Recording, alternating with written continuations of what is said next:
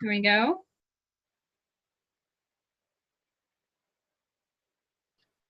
And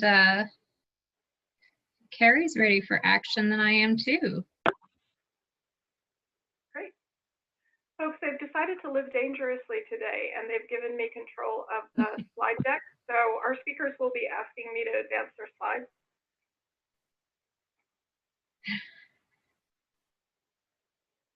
All right, so I'm going to start us out with some housekeeping, but just so we know, this is a webinar on recruitment strategies and sharing. It's today is January 22nd. We have it planned from 2 to 4. What we heard very loud and clear from you all last time is you'd like to have some sharing. So we want to make sure we left room for that. So that's been useful for many teams to be able to have that. So we're going to hope to facilitate that today. Go to the next screen and we'll start with some housekeeping items.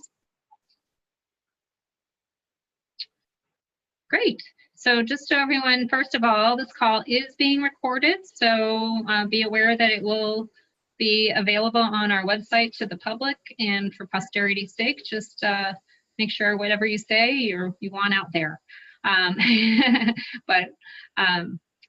And also, if you could do the roll call in the chat box if you're just joining us. We really appreciate everyone being here today. Make sure to mute your phone when you're not speaking if you could. You can either press the mute button on your handheld or press *6 to mute and *6 again to unmute. There's also a little mute icon in the corner when you roll your mouse. When you hover at the bottom of your screen, a control panel pops up and you can mute and unmute your audio that way. Please don't put us on hold, because then we will all be grooving to your hold music, which I guess is a little problem. And if at all possible, don't use speakerphone, because that mutes the sound. Participation is really essential to making this work, as you all have discovered as we've gone along. So we continue to encourage that. And All right. Use the chat box. We've all been getting in the groove too of doing that. So you can either speak up on the call, or you're very welcome to use the chat box. And we do have people that are monitoring to be able to pull that into the conversation. And if you are using your phone audio, we want to make sure that you're linked to your computer. So on the next screen, we're going to show you that. So to be able to make sure you're linked, if you did join after, or if you're finding that your phone number looks like it's separate from your computer with your name when you look in the list of participants, you can join by entering the participant ID to bind your phone and the computer session together. So what you do is you hover over, there's manage participants, and when you at the bottom of in the control panel, when you hover, and you can look at participants, and you will be the first one, and it should tell you when you have your name there, it will tell you what your participant ID is. So you can then link that on your phone by hitting the number key, participant ID number, and then number again, and that will link you in. So there you go. And we can go to the next slide. Okay. That's also in the chat box. So if anyone needs those instructions again, Carrie has graciously put them into the chat box. And so that's all I have to say for housekeeping. Thank you. All right, so now we're going to take a look at our agenda for today. We are, of course, doing our welcome and our housekeeping items now. Next, we're going to spend some time clarifying the consenting process and the data collection process. There will also be time for you all to ask any questions that you have around consenting and data collection during this portion of the call. Then we're going to move to a team spotlight, which I'm very excited about. And Team Washington is going to share one of the things they've been working on with us. And then after our team spotlight, we're going to have some open discussion around your plans for recruitment. This is going to be very informal, where we can learn from each other and ask each other questions. And then, of course, we'll wrap up the call by reviewing our next steps, answering any lingering questions that you all have, and then giving you all time to complete the evaluation. I do want to note that we are testing out some new formats during our webinar today based on some of the feedback that you've given us, like Bethlyn mentioned. So please do take some time at the end of that webinar to fill out that evaluation and let us know how we can continue to tweak these webinars to make them the most beneficial to you guys.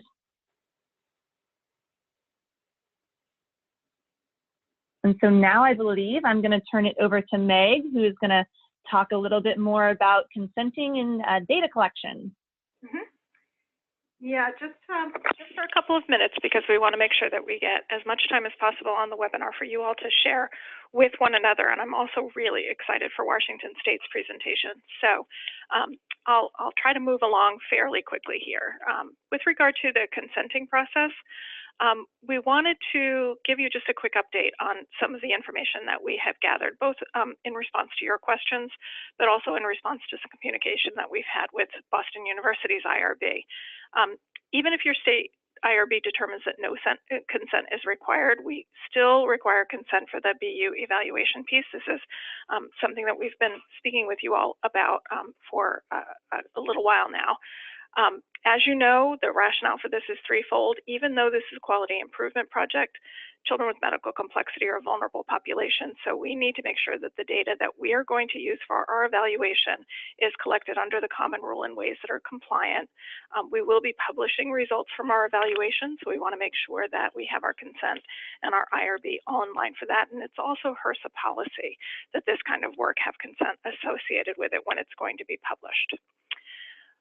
We've cooked up several consenting options for you all in consultation with our IRB. We really are trying to make this as easy and as labor inintensive as possible. I know that's not a word, I just made it up, but I think you get the gist. We understand that there are concerns about response rates with regard to consent, and it's difficult to get folks to fill out surveys to begin with. So we really do want to try to make this as easy as possible for you all. So there are three options for consenting. The state teams can do it themselves, either verbally or over the phone or in person. Verbal consent is fine as long as your local IRB is on board with that. We have had a consult recently with our IRB and have gotten that confirmed. We can also do the IRBs for you. One of our research assistants can do the consents over the phone with families. What we'd like to do is have any states who are interested in us doing their consenting get in touch with us by January the 31st, because we'd like to work with you around the process for that. Rather than cooking up a process and then having you all give us feedback on it, we thought it would be more efficient first to ascertain if any of the states are actually interested in that process, and if they are, design that process with you so that it works. Lastly, you can do electronic consenting via SurveyMonkey, REDCap, or Qualtrics. There will be a paragraph around consent, and you can have individuals who are completing the survey just check off that they have that they've read it and that they agree to participate in the survey.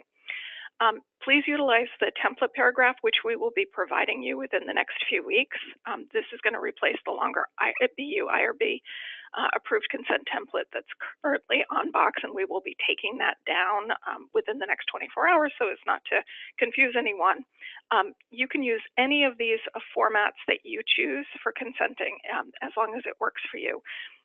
We have tried to design as much flexibility around the surveying process as possible, understanding that different states have different populations that they're working with, different ways of accessing families through that surveying process.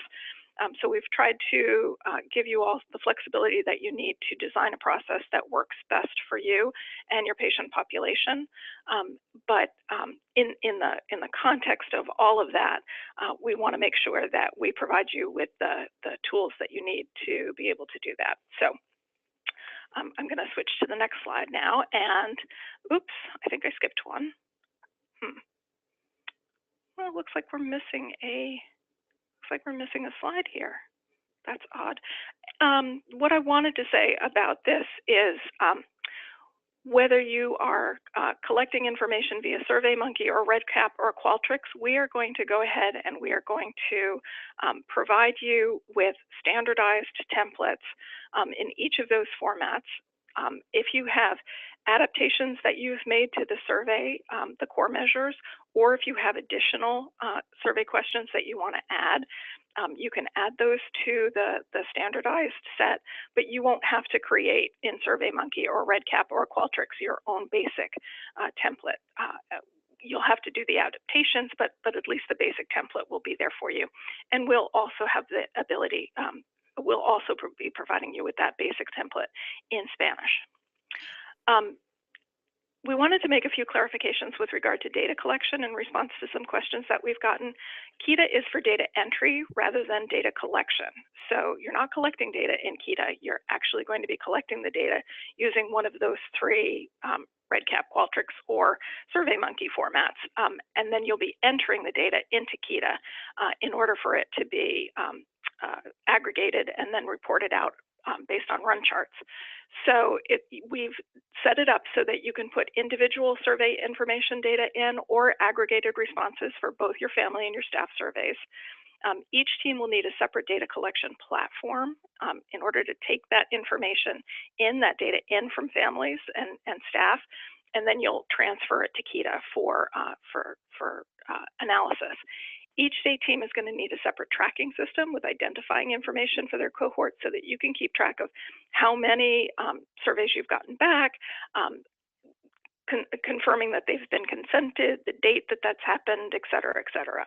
You all are experienced data collection folks. If you have any questions about that, please let us know, but I'm sure you're all familiar with the parameters around which you're going to want to collect data to keep track of it all.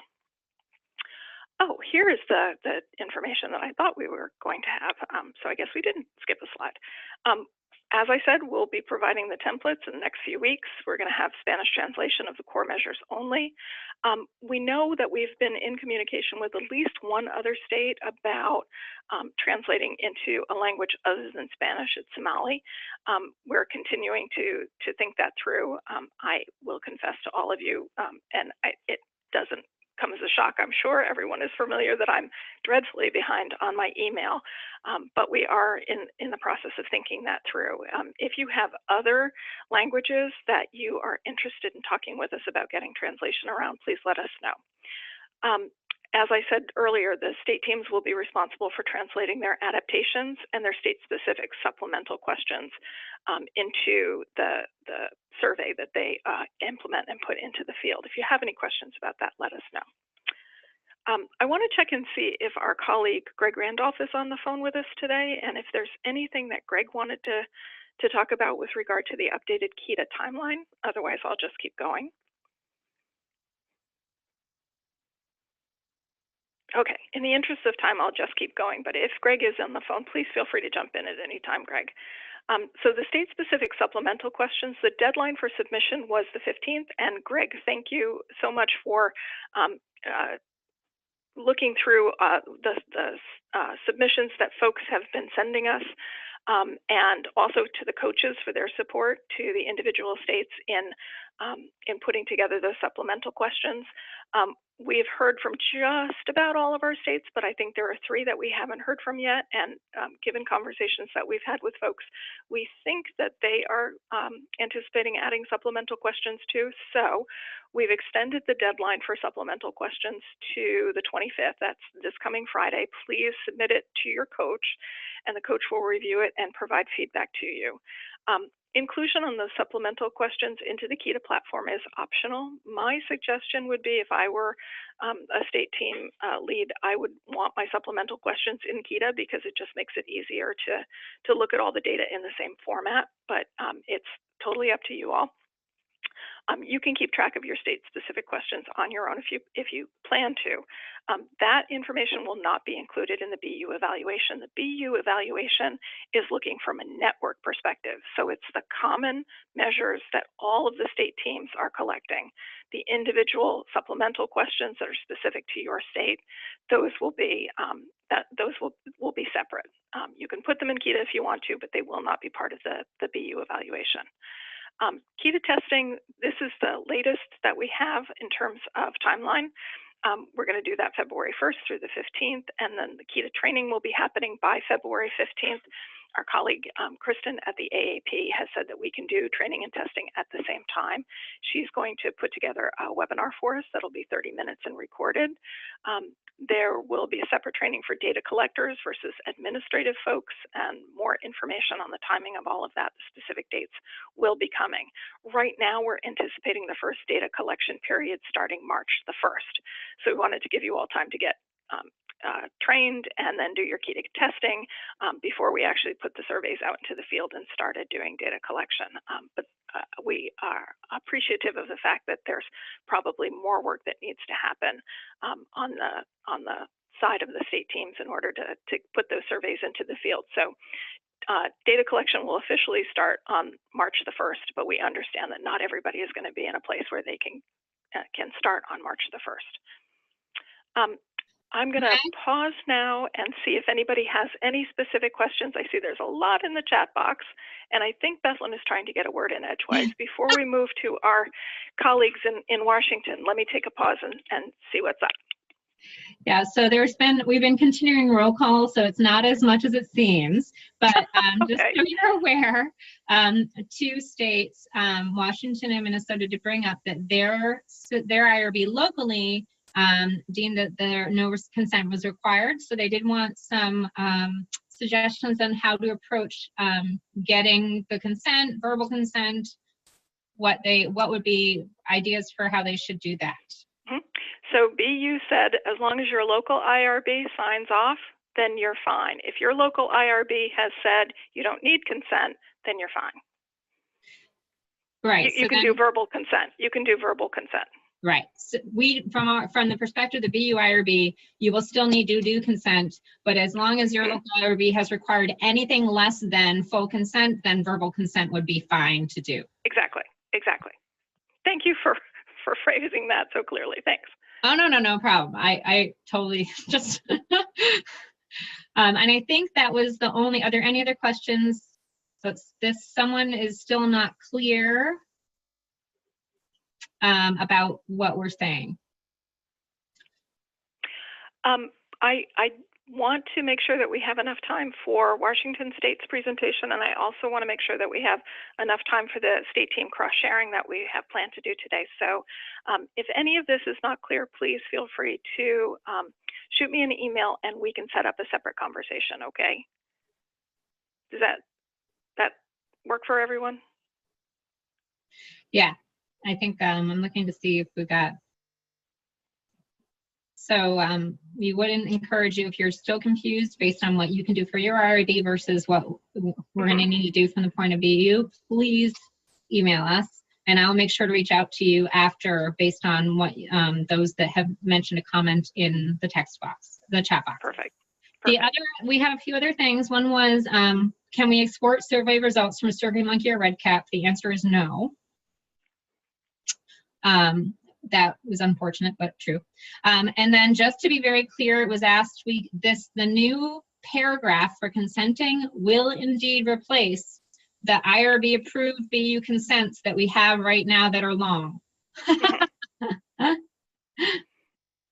Yeah, as I mentioned, we've been working as hard as we can with the BU IRB to make this as simple and straightforward as possible for you all. I know it's been complicated, and I know there have been challenges and bumps along the way. I appreciate that, and I appreciate everybody hanging in there with us on it. Yeah. If there are other ideas or suggestions that folks have to try to make this a little easier, please don't hesitate to let us know. And again, if you still are not 100% clear, get in touch with Bethlen via email and we'll set up a time to talk together, okay? Great. And we are literally right now, we're in the process of putting together that paragraph. It's just a matter of condensing everything down and having it make sense and getting it through the right channels. So. And another important piece of that is the literacy level, making sure that the literacy level is accessible for folks. That is always a bigger challenge than I anticipate, but it's incredibly important. Yeah. And then we do have one last comment from Greg, who's saying that he's muted, which I can unmute you, Greg, if you're not able to unmute yourself, which happens sometimes. He just he said, thank you for reviewing the timeline. He was appreciative of that and just wanted to thank the 7 teams that have submitted their adaptations to the standard questions. He said, I was very impressed with the thoughtful adaptations that each state has made. Please reach out to your coach and me ASAP if you have adaptations you want to make but have not submitted yet. Thank you, Greg. Thank you, Greg. So I'm going to turn the floor over to Carrie now, who is going to set the stage for our, I see we have a spotlight here on the graphic. She's going to set the stage for our colleagues in Team Washington to talk a little bit about a project that they've been working on and an aspect of it that they're very excited about. So Carrie, do we need to unmute you or have you muted yourself? I will unmute you. I believe you guys, yep. Can you hear me? We can. Thank you so much. Awesome. Okay, yes. So like Meg mentioned, we are going to test out doing a team spotlight on these webinars. And our idea is that we'll take 15 minutes or so during each call to let one of you guys, one of the state teams, share with us what you've been up to. This is also a really great opportunity for you to get feedback from each other if that would be beneficial to you at this point in time as well. So like we said, Team Washington has graciously agreed to go first and talk a little bit about their survey journey. So I'm going to turn it over to them. Thank you, Carrie. Oh, hi, Paula. It's Paula. So hi, everyone. This is Paula Holmes from Washington. And actually, I think most of our team is on the phone. So Gabby, Michelle, Jill, Olga, and Kate. Thanks everyone for participating. I want to thank you for this opportunity. I set the bar really low because I failed to get my slides to Carrie. So the next person can elevate the standard for the team sharing, but I will actually send them out afterwards, and so that people have something in writing if it would be helpful to them. So I just wanted to share our actually survey journey. And because we've spent a lot of our energy and team thinking on how to measure what we're doing, and is what we're doing aligned with what we are measuring, and then what's the process we're going to use. So just to kind of set the stage, we are focusing on children that are birth to 1 year old with the idea that we want to enroll them before they are 4 months old, post discharge from the hospital, and follow them for 12 months along the way, with the goal to make sure they get connected into 6 or 7 bodies of work that we have deemed a roadmap. And those are very common to all of us, so that they connected to children with special health care needs coordinators, that they get connected to a medical home, that they have a nutrition home, that they have birth to 3 services, that they have parent support, and that they've gotten and been able to activate any community resources that they might need. And our intervention is to have a parent navigator / community resource coordinator, primarily Gabby. Olga will also be doing that, and Shonda Hicks, who's a new member of our team. We'll be working with our families to really validate that these steps happen. It's not so much that we are providing the actual care coordination, but we're really working to help that parent activate the resources available to them, and to remove any system barriers that exist around getting access to those resources. So, so this is what we've been fleshing out as our project. So when we presented this, and we presented this to our Seattle Children's IRB. Like many of you, this was deemed as a quality improvement program, because all of our work, including all of our survey, is going to inform the family's path. It's going to help us identify, is the roadmap or care plan that we've created with the family effective? Are there barriers to it? What else needs to be included in it? What are new or next steps? So it all informs that individual service, so it's a quality improvement deemed non-research. So like Minnesota, I think we've been the most vocal lately that we are struggling with a little bit how to sort through the consenting opportunities, and so thank you, Meg, for that update. So secondly, we started our work looking at the family measures survey, and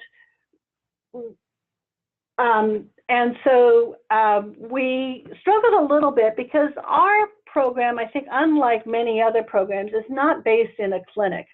we're not starting from the place of this patient is in a specific clinic and we are doing an intervention from that point, from that perspective.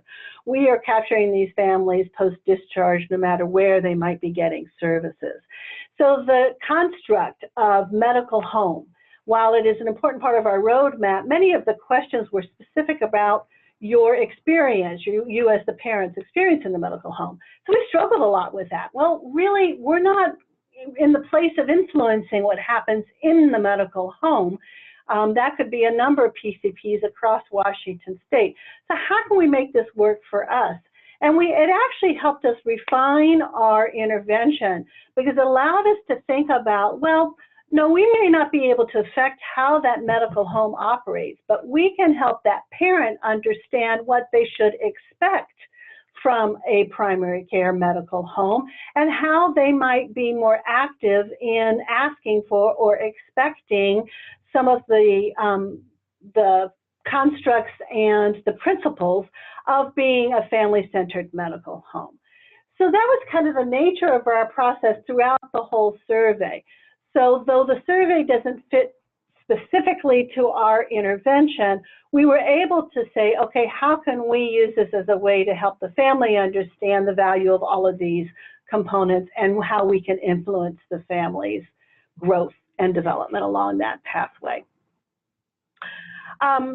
So that led us to then stop having to say, wow, this is a bad fit. Should we even start all over and do a new intervention, which we had many conversations about, to no, we're going to continue our intervention. How do we then make some small tweaks to the survey to make it more relevant to our population? And so those we sent forward to Greg et al. And they were approved. And they were not major changes. And I think the survey's up in box so others can see it. But we did small things like it's a 6-month look back instead of a 12-month look back because 12 months may not even be the life of the child yet. We made sure that we spoke to the primary care medical home because our focus is really on getting these families to engage with their primary care provider because we believe that's part of the opportunity in that first year of life is to build your confidence and your trust in your primary care provider. So we wanted to hone in on that versus a specialty clinic that you might consider your medical home. Some of the other changes that we requested and that were accepted is that we added the word care coordinator very explicitly throughout. So moved the focus a little bit from being clinic specific primary care provider or provider and staff to being any care coordinator who might be in your child's care team, because that could be a breadth of people. Could be your managed care or your insurance coordinator. Could be your family resource coordinator from your birth to 3 services. Could be your coordinator from, your palliative care team, any number. So we wanted to, again, make sure that we gave the families opportunities to think more broadly about who their care team is when they're answering these questions. So those were really and the final one we did is we struggled a little bit with the question, and I'm looking for it and I don't see it here, the question that had to do with, oh, Lordy, it's the last question. Well, I'll move on since I don't have it in front. Oh, the child's quality of life. And because, again, when you're talking about a parent of a newborn or a parent of a 3-month-old, it's a little bit difficult for them to define what quality of life might look like for them. So we softened that wording a little bit to be around, it's a little bit more aligned. Is your child comfortable, and are you comfortable caring for your child? So a little bit more into that, a little bit softer. Are you at least feeling that the system of care is supporting you and where you want your child to be? So that was what we did with the big survey, the state survey. Our process for that is we're going to do that at 6 months enrollment and 12 months enrollment. So not at baseline, again, because these children are newborn and so they don't have a look back period. And so that will a little bit delay our beginning data collection, but once we get started in 6 months in, it will be rigorous. Finally, we firmly believe that we want to do this survey as a person-to-person survey with our care coordinators and actually members of our broader team, because we want to be able to take the comments and the responses to the survey and incorporate in the back into that family's care plan. We did not want them to be answering questions where they're saying, no, I didn't get this, or no, this isn't working for me, and not have us have an opportunity to help them gain that, fill that gap or meet that need. So we will be doing it in person and then entering it into KEDA as the data collection tool. Then we moved on to working on our state-specific survey, and this one we approached this as more of an assessment of our intervention. So this is really going to inform our process measures for our intervention. So if we have these 6 steps of our roadmap, and our process measures include things like when is each step occurring, and did each step meet the needs of the family, and were the gaps that we missed in the steps, and were there system barriers that we were not able to address in a step with a family that we want to be sure we are calling up and raising up to our broader leadership team. So that assessment, as we call it, will be done by the care coordinator as part of the intervention. So it'll be done at baseline and then 3, 6, and 12 months. And that tool we're putting directly in our documentation software, which is a population-based software, because it will be a tool that the care coordinator will look at frequently. And that survey is going to be more around what is the nature of your care team. So it asks specifically, who are the members of your care team? Making sure we're broad, not just your clinical providers, but who else might be providing support for you. It also asked you specifically, did you get visits by specific members of your team, and when did those occur, and what came out of them? Trying again to elicit, where are we doing the right kind of work, and where are we not value added? And then we will reassess with the family every 3 or 6 months, and that will continue to inform their care plan. That tool is going to be a combination of quantifiable yes, no's, and quality data, so that we see that this is less around reporting run charts and sort of those kinds of measures, and more being able to say what are the elements of need and opportunity for these families within their first 6 to 12 months. And if we connect all these system pieces, are we addressing that need? So that's kind of where we are with our survey process. We are excited that we can enter everything into KEDA on the national one. We are not going to be entering our state one into KEDA because, again, it doesn't really lend itself to that kind of reporting tool. It's meant to more inform the roadmap. We will be reporting those outcomes, though, as part of our monthly status reports. So I see there was, well, first of all, let me offer the rest of the team from Washington. Anything else you'd like to talk about in terms of this survey process and kind of what we, some of the discussions we've been having over the last few months? No, this is Kate. I think you did a nice job, Paula. Thank you.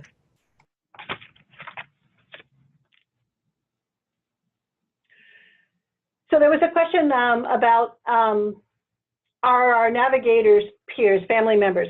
Our navigators are parents, but they are not peers. We are starting with resource coordinators who know the broader system of resources, as opposed to parents who might know in depth around a specific area. Because we don't know where all our kids are coming from just yet, they could be spread across Washington State. We're starting from a more centralized program. We anticipate in phase 2 of rolling this out into another area of Washington State, and at that point we may very well and would hope to have and engage more parents as peer navigators. We actually, I correct myself, we just added a parent to our team, Shonda Hicks, who's not on the phone, I don't believe today, who is a parent, and she will be providing some care coordination of a child with special needs. So we are exploring that as well.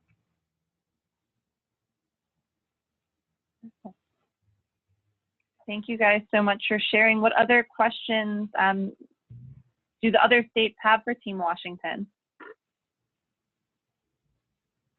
I'd also just suggest any like comments or anything you might like to say about their project. I'm sure that they'd love to get any sort of feedback that you might have as a kind of sharing, learning, collaborative together, encouragement, whatever it may be.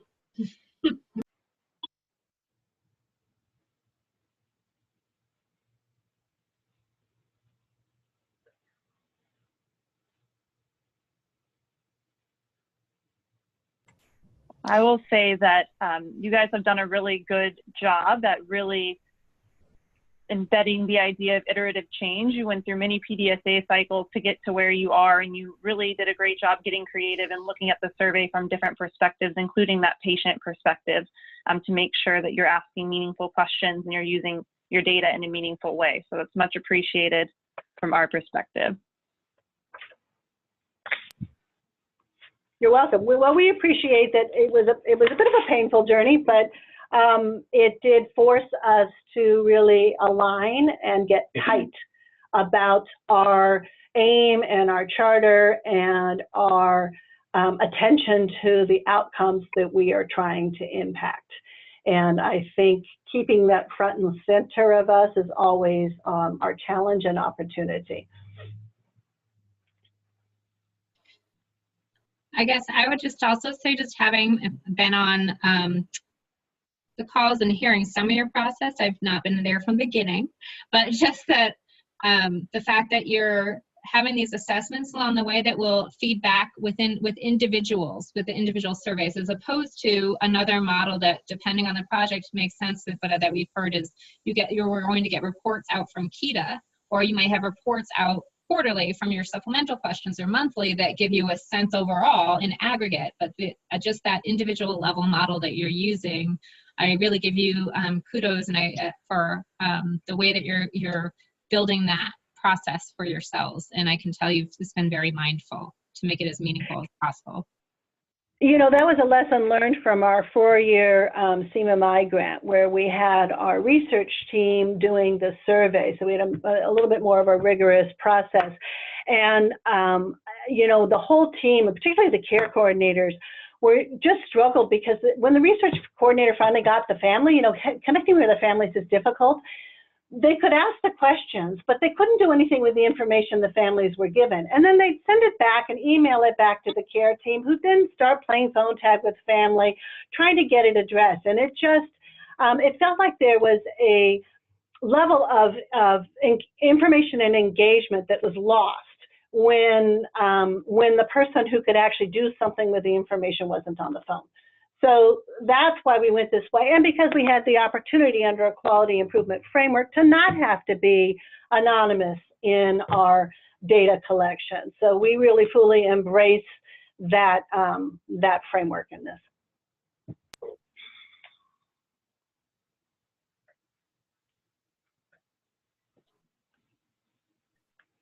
We do have a question on the chat box. Curious about why families are not being used as navigators. You did start to see that. If you could clarify again, Paula, why that made sense in your project. Well, as I said, we do have at least one that is a family that's a navigator.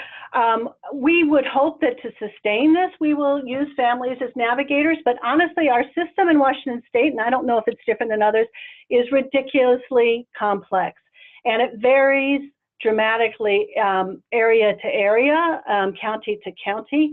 And so we're going to, you know, I think that where we will evolve to is we have sort of a lead coordinator who understands the system.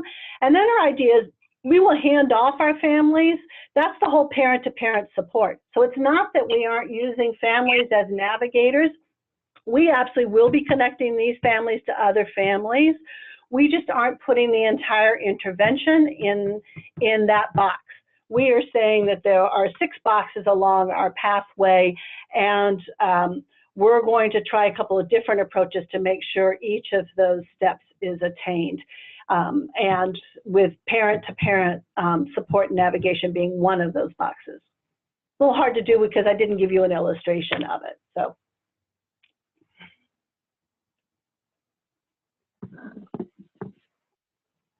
Any other questions or comments? I see Mary said that your statements have been spot on.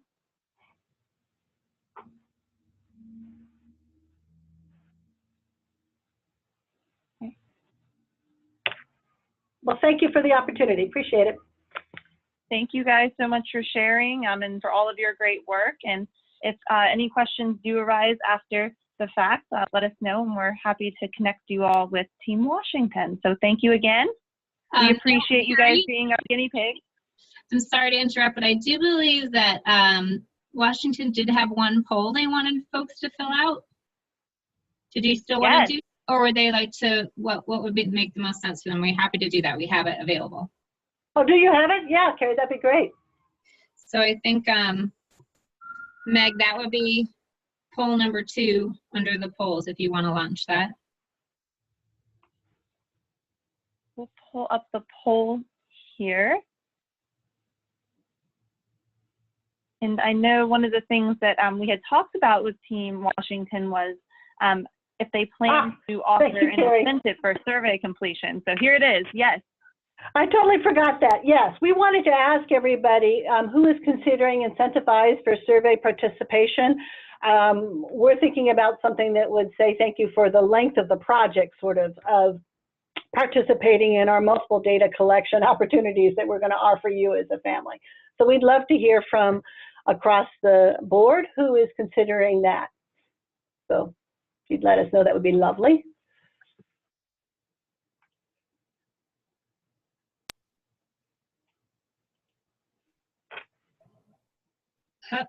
People are just posting it right into the chat box.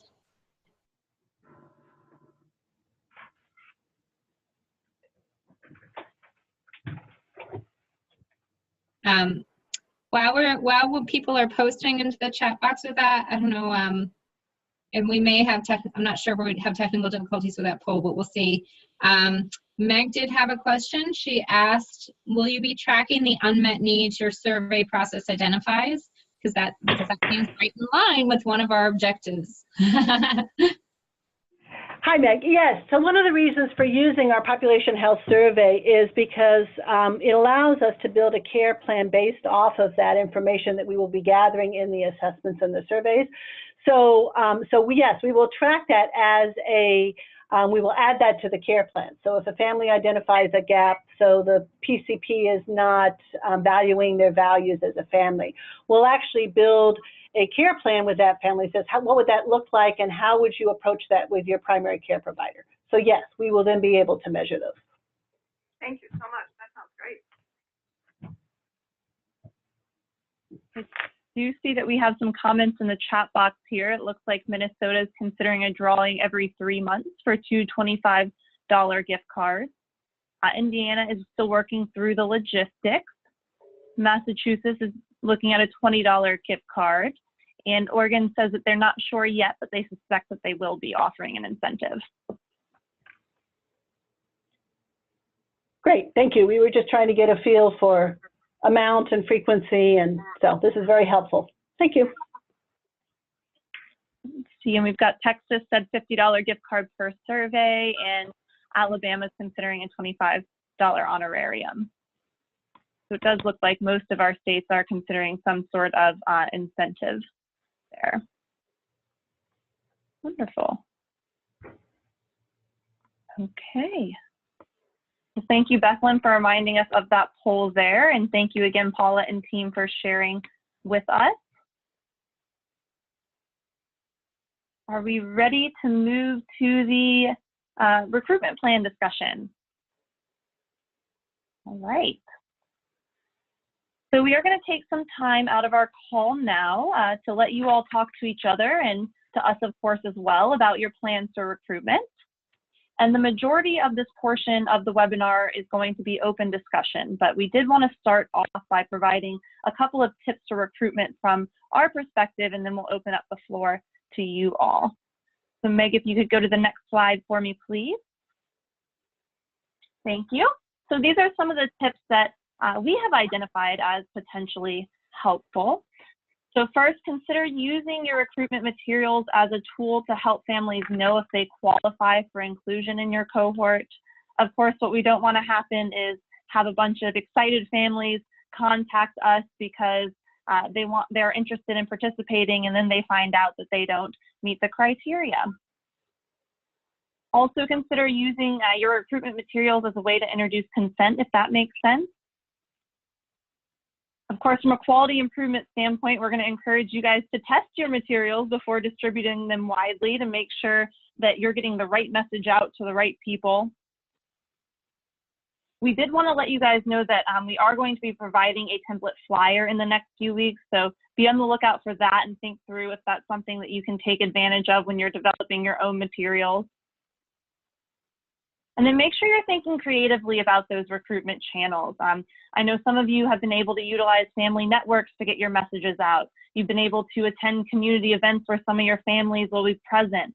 And then, you know, some of you also plan to think through if there's a way that you can incorporate some of these recruitment efforts into your regular patient visits. And then the last tip that we have up here is to really think about your reach and to make sure that you're casting a net that's wide enough where you will capture those 150 to 300 kids that you're looking for. So that's something to consider also. So any questions before we move into the open discussion portion of the call? All right. So you could go ahead and advance the slide for me, Meg. Wonderful. So this format is going to be a little bit different than what we've done in the past. This is a PDSA for us. We're going to try it out. We're going to see how it goes, and then we're going to decide if this is something we want to continue doing moving forward. So you guys will have to bear with us. What we're going to do is we're going to open up the floor for you all to share your current plans for recruitment, any lessons learned or tips that you want to share with other states from your past recruitment efforts, and then of course any questions that you want feedback on. If you want to speak next, go ahead and let us know in the chat box or raise your hand. The hand raising button is in the participant pod, I believe. And that way we can sort of keep a running list of people that are ready to speak up so we can kind of know who's on deck. If we don't have any volunteers, we do have a wheel of fortune that we're going to spin to see who we'll call on next. So that'll be sort of fun, I think, too. So any questions about this format before we get started? Again, this is going to be a test. We heard loud and clear that you all wanted more opportunities to speak to one another. So this is one of the ways that we're trying to incorporate that. All right. Do we have any volunteers? Anyone that wants to go first to talk a little bit about their current recruitment plans or to ask a question?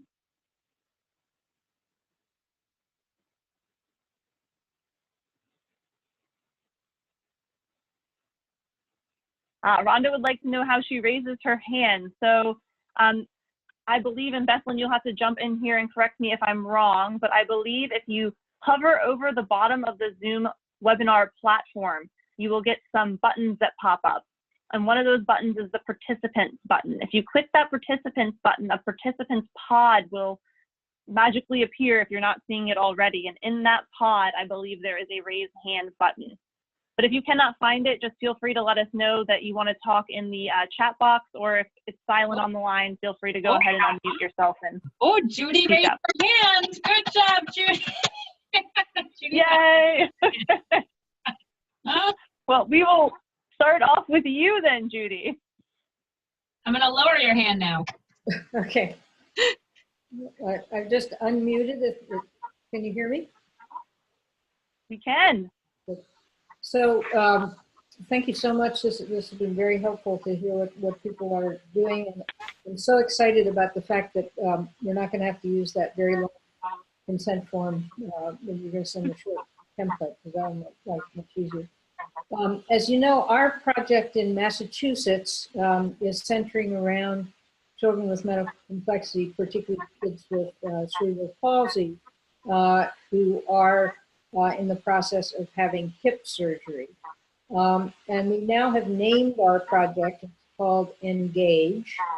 And we came up with that name in consultation with our family partners, because the whole idea here is to have more opportunities for the families to actually be part of the decision-making process while their children are in hospital for this very serious surgery. There are going to be 3 opportunities. One is the shared plan of surgical care. The second is a get-to-know-me document that will be traveling with the youngster. And the third is a nurse practitioner case coordinator who will also be available to follow on with the children. So the recruitment plan will be to actually meet with prospective kids, and of course they're known because they're in pre-op getting ready for their surgery, and to offer them participation in Engage. We have created a little template. We have created a little trifold brochure to hand out and to explain the project, and hopefully that will be of interest to the families. Our plan would then be, when it's convenient for them, to sign an informed consent that would do 2 things. 1, say, yes, we're going to participate and engage, and 2, that we will, at the end of the process, which is once we're home, fill out the survey. So the recruitment is really just directly during the pre-op visit. The one thing that's a little bit not complexity, but in order to get the baseline material, our first group will actually be youngsters who had surgery within the past 12 months, so would not have been involved at all in the Engage process. And for those folks, we will simply meet with them at a post-op visit, and again, ask them for the kindness on their part of filling out the survey to just help the process along. So that's kind of where we're thinking now in the recruitment and the consenting. Wonderful. Thank you so much for sharing. I love the sort of creative way that you've thought through gathering that baseline data. I think that will be really valuable. Any questions or thoughts from others?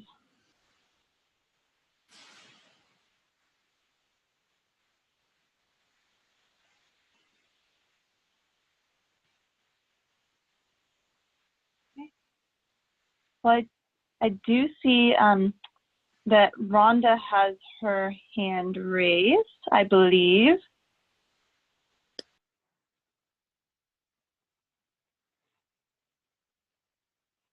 Okay. We can hear you. Okay. I unmuted myself. You can hear me now? We can. Okay. So for our team in Minnesota, and there's a few other members on, Carolyn, Wendy, and Debbie, feel free to chime in if I'm saying anything wrong or you want to add in.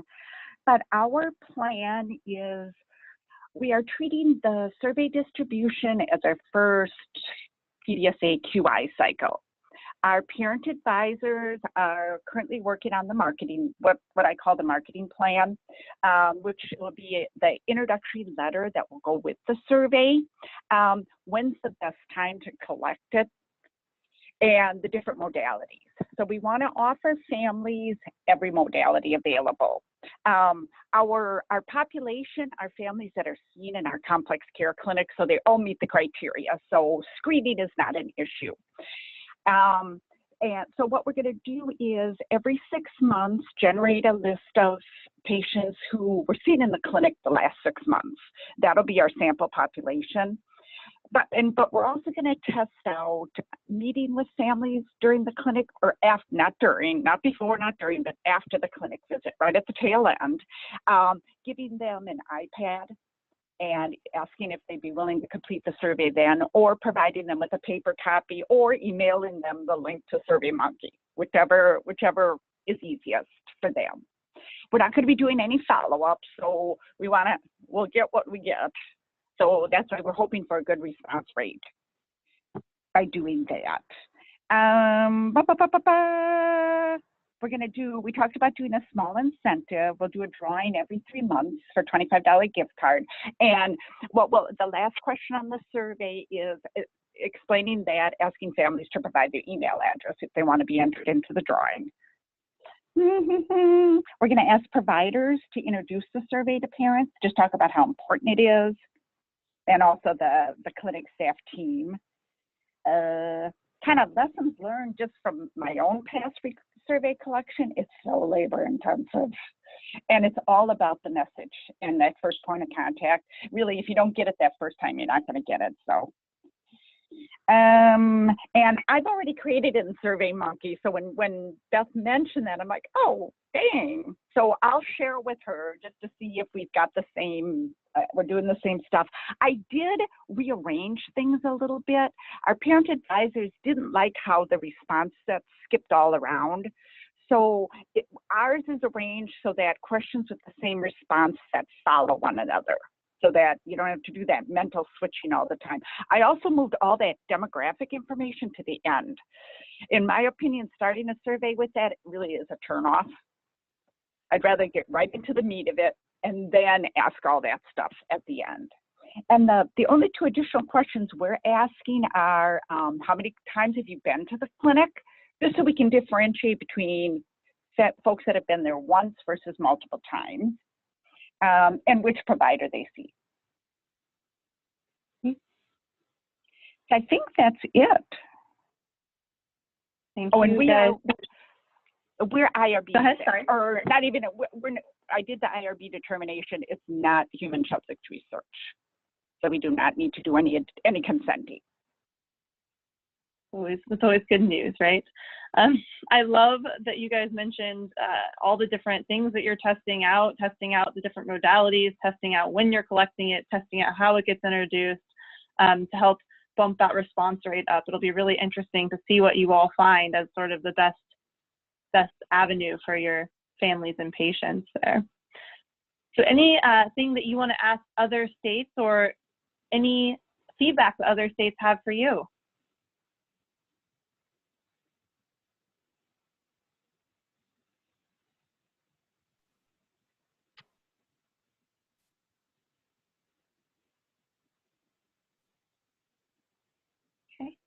Rhonda, I guess the one I would love to go back and forth with the SurveyMonkey, of course.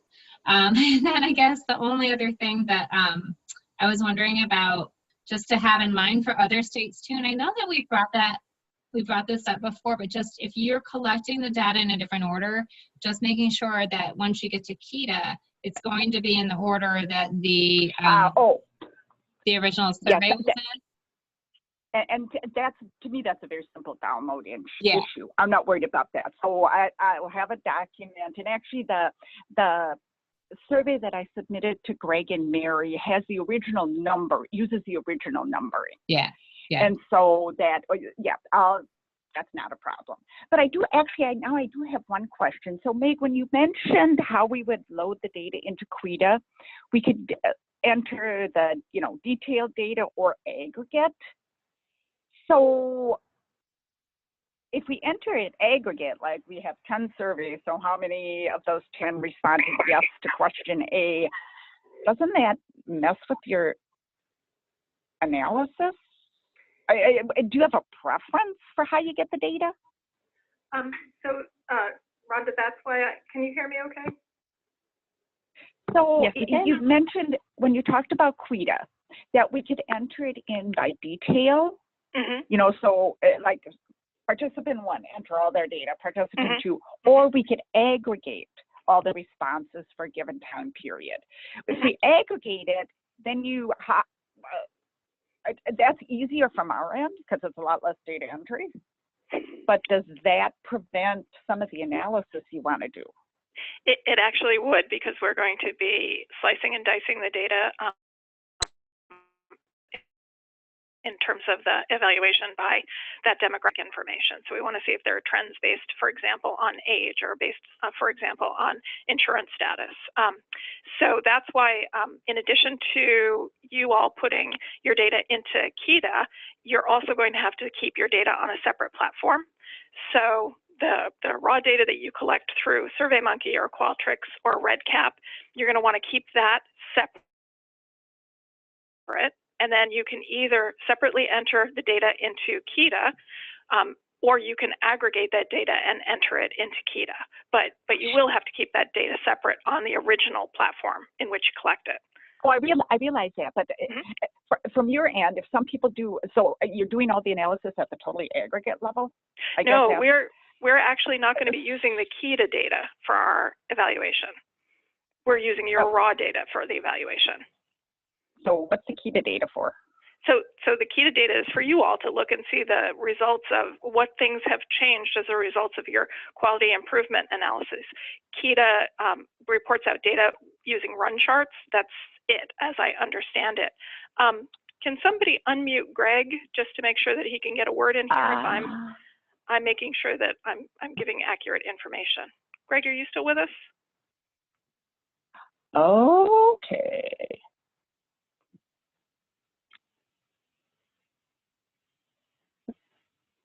See that Greg is still on, but he may be having trouble speaking. So I will say, Meg, from my understanding, that what you said is absolutely correct. We're going to be using the KEDA system to really see your incremental improvements over time and see how the interventions that you all are implementing are affecting those numbers that you're getting. So those are going to be a tool for you all to see how the changes you're making are impacting your surveys, if they're resulting in the improvement you had hoped for. And they're also going to be a tool for us as coaches to be able to provide some more targeted TA. Okay, got it. Right, and this goes back to the whole question of consenting, which you all are probably sick to death of hearing me talk about. The data that's going into KEDA is for your QI purposes, no consent necessary. The data that we're going to be getting, the raw data that we're going to be getting to use for the evaluation, does need to be consented. Right, but from all of our data is de-identified. We don't collect any identifiers. Right, but we still need to be sure that the families that are responding to the survey have an understanding that it's informed consent when they're answering the survey questions for our evaluation purposes. So, okay, so I hope that, thank you, Carrie, for the feedback around KEDA. I'm fingers crossed, hopefully always giving you all accurate information, but it's always helpful to check with my colleagues who have a little bit more experience. Just tangentially, I got a question earlier this week from someone asking about maintenance of certification as part of the KEDA process, and we're gathering information from the AAP to give you a more thorough update on that, because I know there are physicians who are part of the individual state teams who could really benefit from that maintenance of certification as participants in a quality improvement project. Okay, so just so I Greg says, sorry, I'm unable to unmute. KEDA provides analysis in run charts and can provide comparisons across the states as well. Yeah, but not in the same way that we're going to slice and dice it for the evaluation. Thank you, Greg. And Meg, there is another. Sorry, go ahead. The paragraph that Meg that you're going to provide us to put at the beginning of every survey, people check whatever to initiate their consent. That needs to be done regardless of what our IRB determined. Yes. That's what you're saying? Okay. And you're going to send that soon? We are going to send that to you all in the next couple of weeks, and it's going to be as simple and straightforward as we can make it. You know, this is what the project is about. There's no risk, there's minimal risk, there's no direct benefit, et cetera, et cetera. Okay. Thank you, Rhonda. And Meg, I think there is a follow-up question here from Sarah, who would like to know how that raw data will be to you. And it seems like I'm trying to scroll in the chat box, so it's difficult. There may be a concern that that could affect their local IRB's decision. Okay. We can certainly talk with you about that offline, but the data that we should get should be de-identified. There were some others too above that. There was, how are you getting the raw data from us? And I believe that we're just going to ask them to provide it to us out of the platform. Like they download data from whatever platform they've been collecting it in, the individual survey data, so that we can have that de-identified, but available to, yeah. So Mary has a comment here about utilizing the providers to introduce the program. Mary, did you want to come off mute for a second and make that point to everyone verbally to make sure that they hear it? It sounds important to me. Hi, everybody. I was just tuning into what Rhonda mentioned, that, that they were going to be utilizing the providers to introduce the program. And this is totally off what your last discussion was. It kind of goes back into recruiting again. But this isn't, I'm just saying that this was hello again, that this was an important aspect of your team's communication plan. So part of working in a team and diffusing a project, you have a communication plan, meaning how are we going to sell this project? How are we going to recruit parents? How are we going to educate everybody else in the clinic if that's where you're working, or in the community if necessary? So that's making sure that everybody's on the same page. I mentioned messaging and also spirit. If your team is very excited about this project, and rightly so, you want to make sure that everybody's involved in it in some way is just equally as excited about it. So that's kind of what I was getting to, because that made me think of that. And sometimes that may require scripting, and also can build that morale by using our data that we'll get back and sharing that with applicable folks, and then maintaining that project morale. And I was just saying that your coach will speak to you more over the subsequent months going forward, and if it's applicable, and because recruitment is one part of it, but then also you're in a way possibly recruiting others around you to diffuse this or disseminate this project. And so that's a form of recruitment as well. So that's kind of what I was getting to. Thank you, Mary. I just want to add from my experience, this is Meg again, families talk to each other. So having a consistent message is really important. And oftentimes having the same message in multiple modalities is helpful too. So you have a script for what you're telling people verbally. You have maybe a little flyer or a little bookmark or some kind of little infographic that is along those same lines with the same message for families that you can hand them. Those kinds of consistent messages across all of your team. There are oftentimes, I think, underutilized members of your team who can be good ambassadors for this kind of initiative.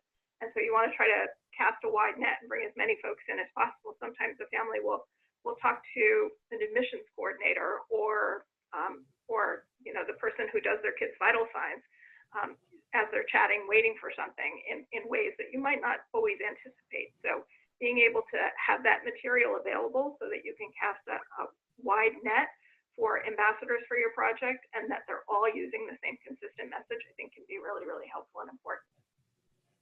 Thank you, Mary. I like to say that you have to communicate 8 ways, 8 different times, because different people respond differently to different avenues. So if I could switch back from recruitment for 1 second, back to data collection. I see that Sharon has a question in the chat box that I want to respond to real quick. Oh, it looks like Bethlehem has already gone ahead and done that, but just in case anybody isn't on the chat, Sharon's question was, state teams will be submitting to KEDA and to BU de-identified data directly. Yes, that's correct. Although you're going to be doing your KEDA submissions on a much more regular basis, you won't need to be submitting data to BU quite at the same frequency level, because we're not going to be doing the evaluation at quite the same frequency level. So you're going to want to see closer to real time the impact that your interventions are having on your KEDA data versus us looking at different things from a network level.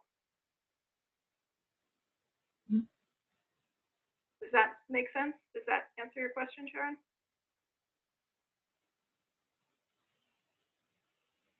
Yes, it does. I just wonder if, and maybe I missed this, is there a data collection? We've seen the surveys that I assumed were for the KETA submission. Have we seen the data elements to be collected for the BU submission?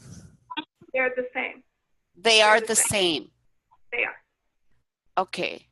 So in the common measure, the ones that each individual state team is going to be collecting, the ones that the measurement work group worked on and the ones that we've shared with you, each individual state team is going to be collecting data from families and from staff using that survey tool in whatever modality they've chosen, electronically or verbally or over the phone, verbally in person or verbally over the phone.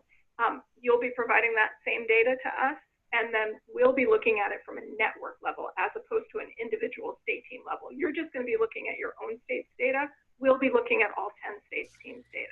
So can I ask a follow-up question? Is there, since there's a method for submission to KETA, is there a way for BU or for the state team itself to pull a report out of KETA to send to BU? Just thinking of efficiencies for states, so we're not keeping data in multiple places. Just a thought. I believe that the only data reporting mechanism out of KETA are run charts. And I think we're going to want to have more options available to us when it comes to looking at the data, not only the individual elements of the data, but different ways of looking at and reporting out the data. Run charts are super helpful when it comes to QI projects, not as informative when it comes to evaluation. Okay. This is Bethlen. Just to point out, so when you can enter stuff aggregately into KETA, we need individual level data to do the evaluation. We need to be able to tie this person with someone who was African American and then had these outcomes. So we need to be able to tie specifically that individual's characteristics for controlling variables and for doing the evaluation analysis and for subgroup analysis. We need to be able to see the individual level data, and people are going to be able to aggregate into KETA as one of the options, because so what you would do is then have whatever platform you want to use to be able to collect the individual level data, and then you can just quarterly or whatever schedule, but at least quarterly, then you're able to draw down that data in the aggregate and just enter it in the aggregate into KETA, and it'll be much quicker to do that if you want to do that. You also have the option, if you want, as you do each survey, you could then enter it on the individual level into KETA. But that's just not as efficient. You could do that if you want, but we still end up needing this separate online platform that you're using for the actual individual level data to store it in order to be able to feed it into KETA. Does that make sense? I feel like it might be helpful if we use open office hours in February for more emphasis on evaluation, in addition to what we had been talking about doing, which is the alternative payment methods. So I'll get in touch with the folks from our evaluation team and see if one or more of them can be on with me during the next open office hours call, and we can spend a little bit more time on evaluation then. Is that okay with everyone? Thank you. Yep. And Sarah makes a really good point here. The actual transmission method for security and the timeline and all of those things, the process pieces of the data transfer, that's information that we're currently working on with our evaluation team, which we'll have more for you in the next, I would say, month or so. But in the meantime, we are working on and thinking about those things. They're really important. And I know it looks odd on the screen. I'm talking to my phone here. It looks like I'm sorry about that. Can we take a look in the chat box and see if anybody else has their hand up with regard to recruitment questions or recruitment discussion that they want to share? And I do see a comment from Kendall from Texas that I overlooked earlier that I apologize about. it says, since we are a health home, we will recruit from our existing patients, but limit to those who utilize private duty nursing and those who qualify for a Medicaid waiver for additional services. So Kendall, did you want to talk at all more about your thinking behind that recruitment strategy, and any questions that you have for your colleagues, your peers, about it? If you don't have any, that's fine.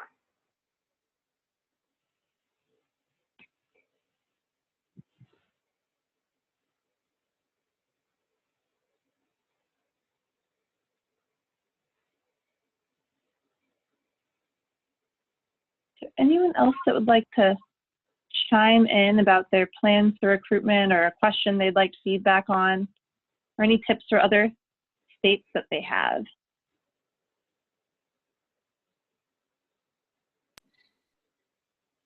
Hi, this is Tammy. Can you hear me? We can. Hi, Tammy. Oh, good. Hi. So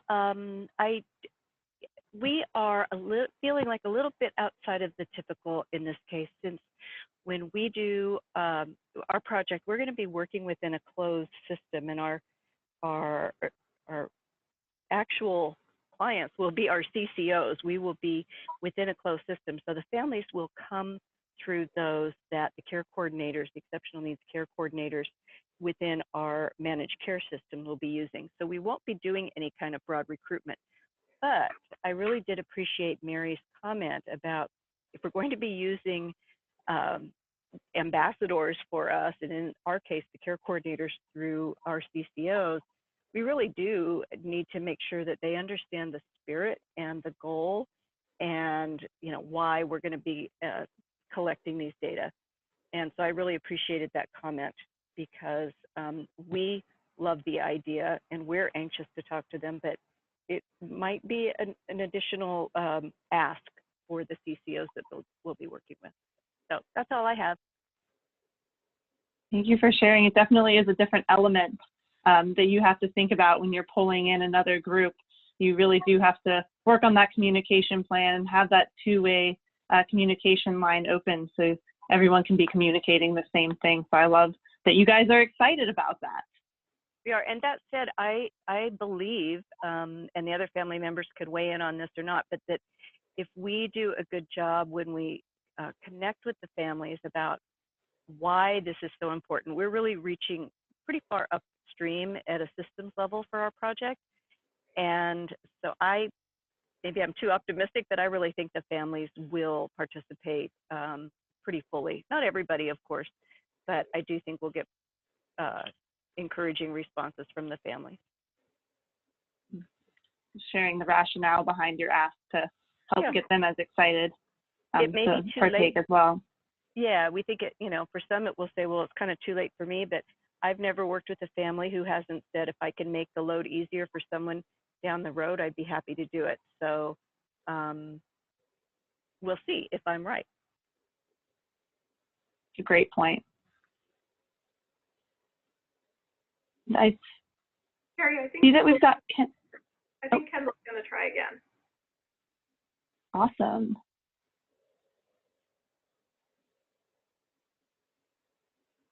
Can't hear you yet, Kendall. Kendall, this is Bethlyn. If you hit *6 on your phone, it should unmute it if you're using a phone. They only see a computer next to your actual name, like a video. Can you hear us now? We can. Okay, perfect. We had ourselves muted here in the room because there's several of us, and I undid that, but so sorry about that. So this is Kendall. We're talking about the Texas recruitment, and I don't know that we had necessarily any questions so much as maybe our situation is a little bit different because we are a medical home that has enrolled. We are nearing 700 patients. So we really actually had to figure out a way to select enrollment into CoIIN of the most medically complex patients possible. And so we utilized those patients who qualify for the Medicaid waiver in Texas, which is MDCP. or one of the Medicaid waivers as one of our enrollment criteria. The other would be whether or not they require having home health nursing, which is an indicator of complexity as well. And so that reduced us down to, I think we're just over 300 patients. So we still have a pretty large cohort, but it should give us some really good data. Great.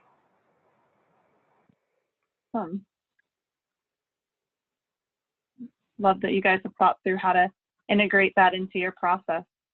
Sounds like you've got a good plan there. Not seeing anyone else with their hand raised. Should I go to the Circle of Fortune? We can try the Circle of Fortune out if we'd like. Okie dokie.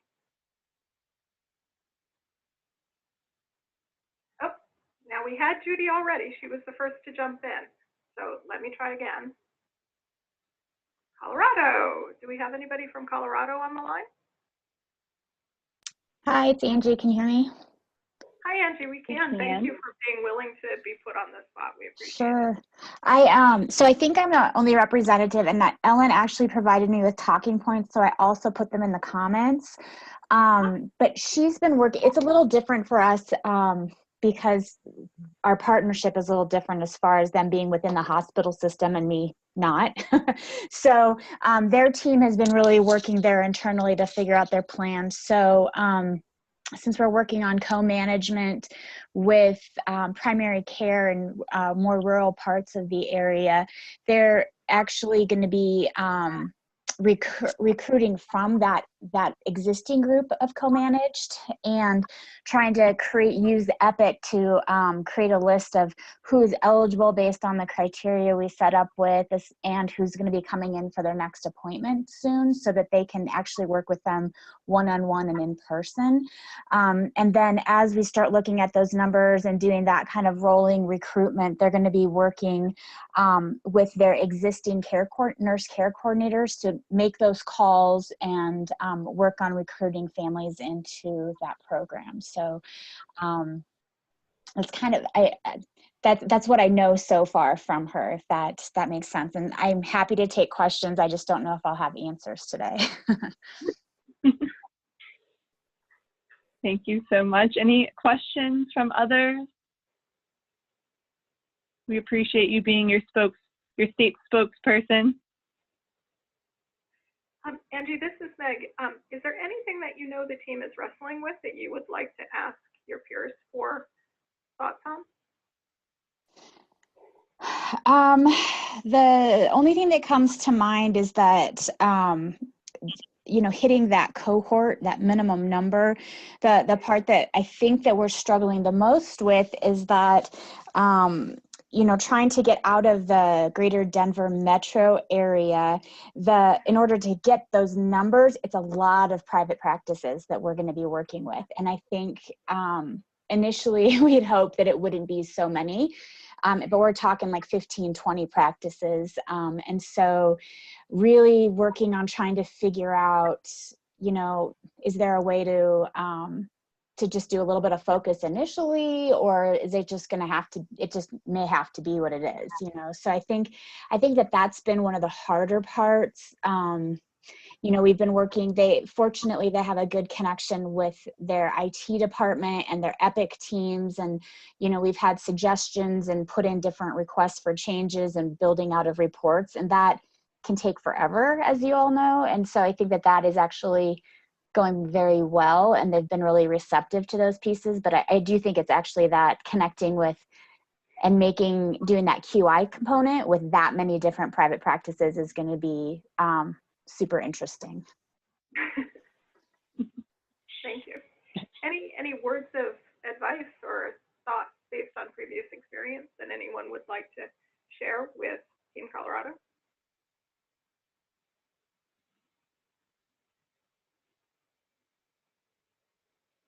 No, there are some other teams, I believe, who are wrestling with sort of similar situations.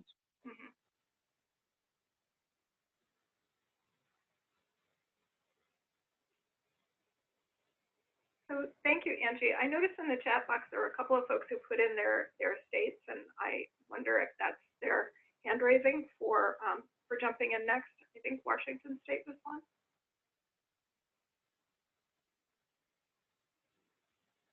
If I'm wrong, you can wave me off. Oh, it looks like Gabrielle has posted in the chat box. Gabriella, do you want to come off of mute and tell everybody a little bit about what you shared with us in the chat box? It looks really interesting. It's actually Paula typing as Gab. So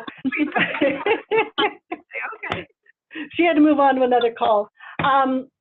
So, you know, one of our challenges is trying to focus on children with medical complexity when we're dealing with infants who are birth to 3 months, because many of those multiple diagnoses don't enter into the picture until the child is more advanced in age. And so we have to kind of broaden our scope to be not just those that are obviously CMC, but those that would be risk of becoming CMC. And we haven't found a good way to do that through data. So it really is, we're taking the daily discharge list and going through it patient by patient and just sort of coming up with, I as the clinical person with oversight over the non-clinical person, sort of helping her come up with some criteria that would identify the opportunity for a family to benefit from our program. So I think our biggest risk is we want to make sure we have at least 350, because I think we are going to find that we're not all, you know, we're not clustered up at the top high utilizing end of the spectrum just yet. At the same time, our intent is a more population approach. This is all children with special health care needs, even if they have just one chronic illness or one functional disability, will benefit from this foundational approach. That's an interesting question, and I would be really interested in hearing more from anybody in the other states if they have suggestions or thoughts about criteria for identifying infants who would be at risk for becoming children with medical complexity. I can think of a few diagnoses off the top of my head, but I would defer to you all's greater experience, especially the clinicians on the phone. I will add to that, Meg. We are biased towards social complexity. So we definitely are broadening beyond medical when we are looking for those at-risk kids.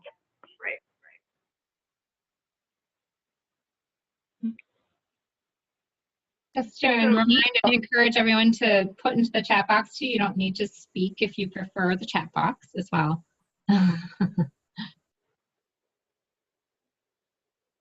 One commenting, that is. We would still love if you could speak for this portion, for your stating.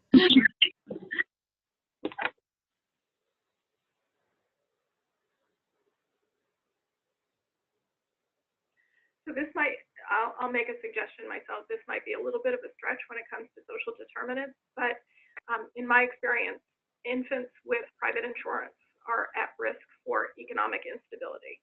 And so that might be one piece of criteria to take a look at in terms of social determinants risk, not necessarily medically based risk, but you know, just something to think about. Right. We're blessed here in Washington State. We're now up to 450% of poverty for our Medicaid. So it's a relatively small group that falls between that and having employer-based insurance. But thank you. We'll pay attention to that. Great. Mm-hmm. So I see Lolita from Alabama. At least I think it's Lolita. Somebody may be hiding behind her computer as well. Lolita, I wonder if you want to share what you're posting here in the chat box. If you don't, that's fine. You can just say, no, Meg, people can read.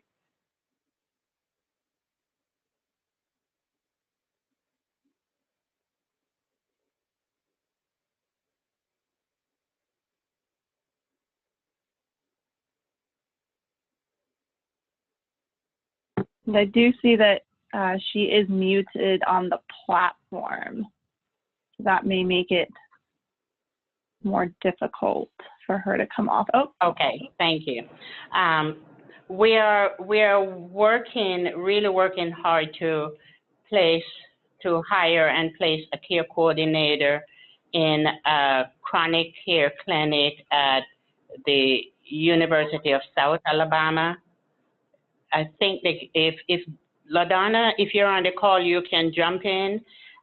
I think that we had the first clinic about a week ago, which went well, and so we really believe that we need a care coordinator in that clinic, and that in that way they can identify a cohort of children with medical complexity.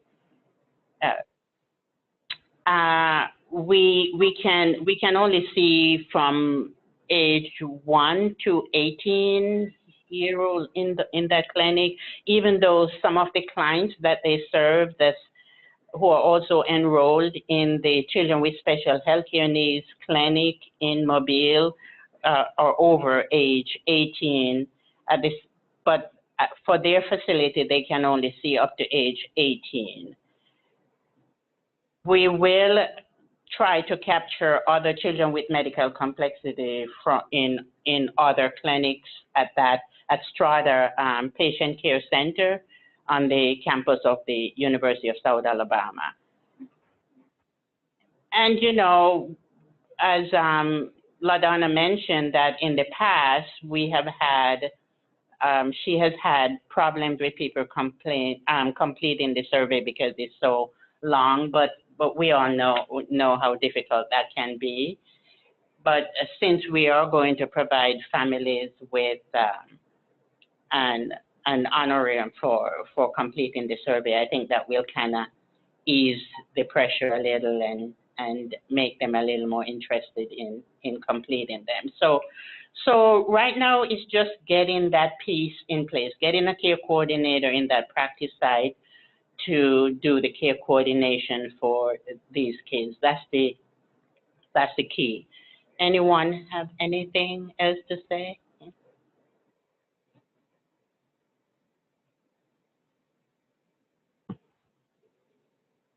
Any questions?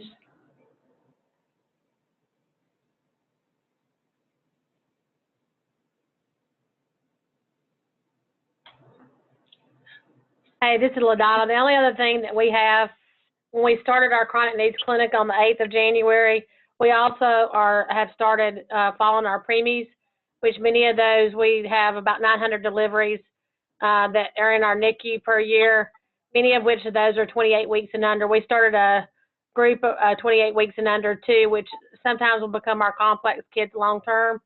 So we're actually following that group, even though it's not in our CoIIN at this point in time. But we're actually following that group because during the study portion for the next 3 years, those will become our 2-year-olds and such.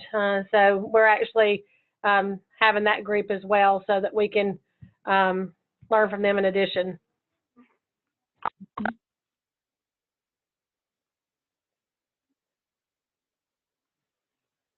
Okay. Thank you. Does look like we have a hand raised. I believe Sarah. Yes, I think I'm unmuted. This is Sarah Johanningsmeyer from Wisconsin. Our project, just to talk about our setup, we have 2 existing complex care programs, one in Madison and one in Milwaukee, with close to 1,000 kids in the programs together. All of them meet criteria, although we have a handful who are over 18. Our approach is to really try to make our interventions through QI being practice changes that are fairly seamless for families who are already in our program outside of the research. And so our challenge has been, how do we explain now you're in a study for something that they're not change or happen for them. Our current plan is that the consent and survey would be offered on a tablet in the clinic waiting room, and also as a link that we would email out to families to fill out. I think hearing today that it won't be quite as onerous a consent process makes it a little easier for our care teams, their nurse, care coordination assistant, and provider to maybe introduce that during appointments as well, if it's a shorter form, not something long that we have to go through with them. So that is our plan and approach. And if others of our team have additions, feel free to jump in.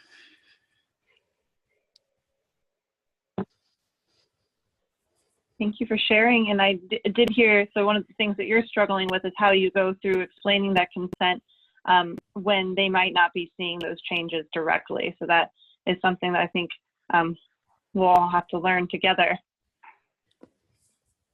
Any feedback from others on the line, or any questions that you specifically want to ask others to respond to?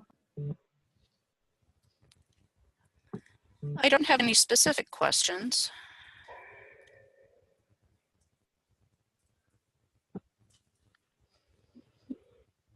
Anyone else like to share? I think we can also open it up for any questions that you all have for each other outside of recruitment. If there's anything that your teams are struggling with that you'd like to discuss on this call as far as other topics go, that's fine as well.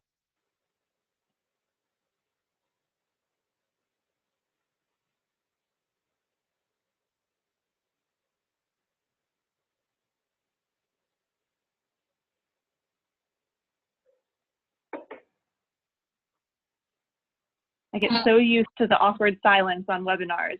It's just part of the platform, right? Everyone muting and. Yeah. Yeah, I do. Well, people are considering other questions they might have. I did want to mention that it has come up before, and I think this is something that could be talked about on some of the, perhaps through the family, the mini CoIIN calls that are happening with the family representatives, is what are ways that you can just kind of frame this so that families, to engage families in the consenting process. I mean, we'll certainly try to make it succinct in our language, but as far as when you're engaging with them, to help them understand that some of the outcomes we're collecting, they may not understand direct benefit, but the larger kind of understanding of how this could help impact the system, and that they're providing information that could do that. And hopefully through the project that they're involved with in your clinic, they will see an impact and a change. That's the whole idea, right? But some of the things that we're collecting may not be things that they immediately see change for them, but that it still helps us towards that larger end. So I think that the families would certainly, family representatives would certainly do a better job at graciously framing that than I can right now. But that's what I wanted to mention. Those are helpful comments, Bethlen. I'd like to add a couple based on my own personal experience, both professionally and personally. I think it could be helpful to, when you're creating your recruitment materials and when you're talking with families about this project, to explain to them the difference between straight research and QI, that the questions that they're answering are actually designed to try to make things work better for kids and families like theirs. Although they may not see any direct benefit, they are making a contribution. I think a lot of families, they value the opportunity to be able to do that.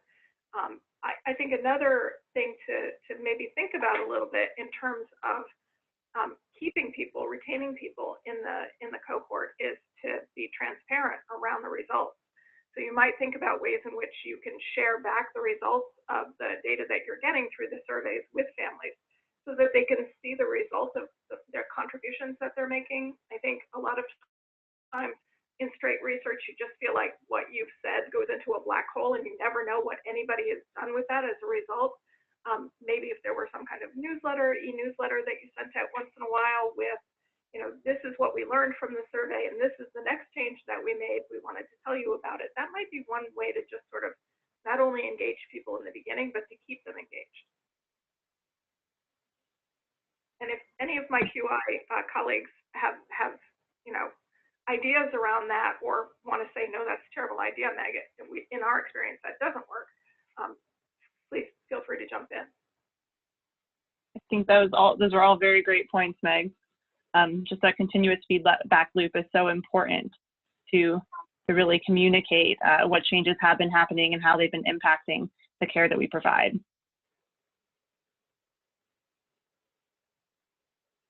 Thank you.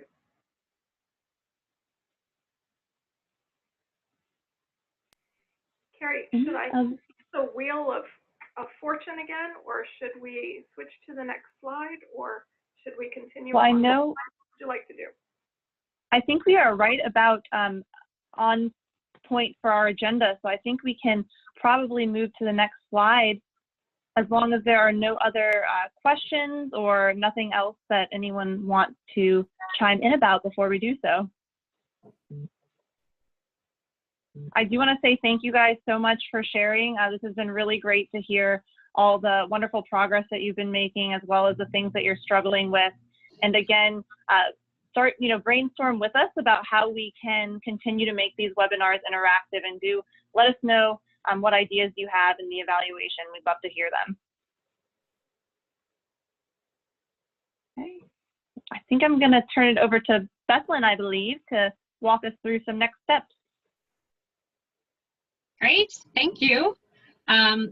So I'm going to move on to, after this lovely slide where we see we're checking off all our check boxes, let's go to the next slide so we see what we're checking off.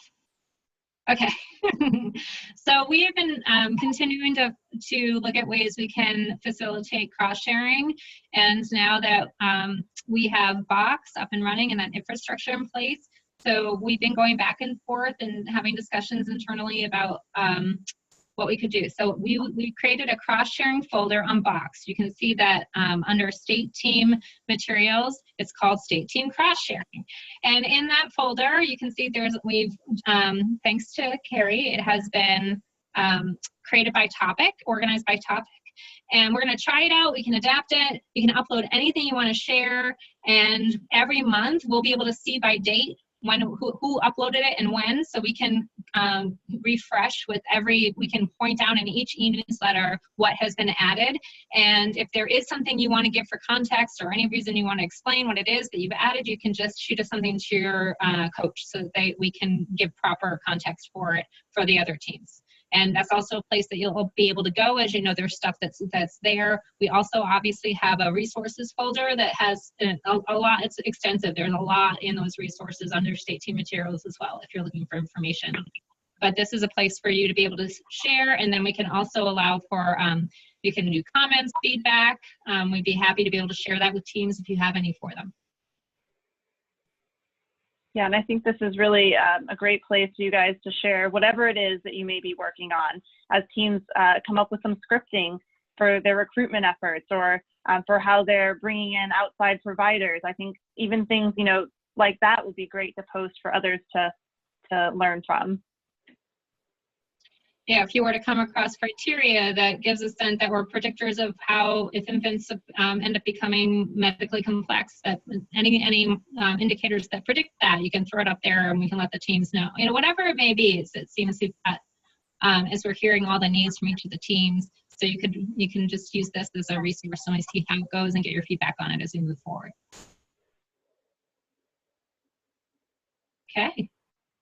If anyone has any questions or thoughts on that, you're welcome to throw them in the chat box, or we can move on to the next slide. I have a question. This is Mary. Where would they post like recruitment materials or materials that they're using to help families understand the project? Which folder do you think that would fit under? Well, we can definitely create here. I think it'll be easiest to have everything in one place. We have another folder that has some of the actual materials for implementation for the state teams, but I think as far as cross-sharing, if you want for cross-sharing materials, it'll be easiest for you to have one place to go to. So we can definitely put a file on here that relates to recruitment, and so anyone can post anything they want to there. That's a great question. If anyone else thinks of any other topics that you want to have on here, you can shoot them in the chat box, shoot them to any of us, and we can make sure they get added. You can also add them yourselves, because you're all actually also able to edit in these folders, so you're welcome to do that too.